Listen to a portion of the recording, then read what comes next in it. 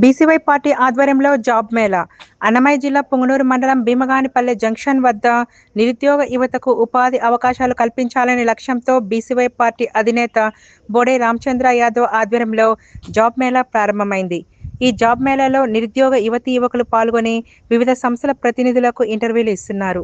అభ్యర్థుల అర్హతలు, నైపుణ్యాలను పరిశీలిస్తూ కంపెనీ ప్రతినిధులు ఇంటర్వ్యూలు నిర్వహిస్తున్నారు. 108 స్టాల్స్లో వివిధ కంపెనీ ప్రతినిధులు పాల్గొని ఇంటర్వ్యూలు నిర్వహిస్తున్నారు. అర్హులైన వారికి ఉపాధి అవకాశాలు లభిస్తాయని నిర్వాహకులు తెలిపారు.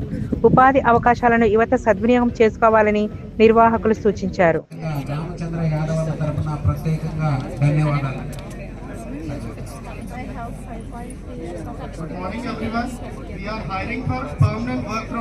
కమ్యూనికేట్ చేయడం కానీ కంప్లైంట్స్ ఏమంటే కంప్లైంట్ తీసుకోవడం అంటే స్టోర్ మీద తిడతాడు అదే కదా వాడు వచ్చి పని చేస్తాడు.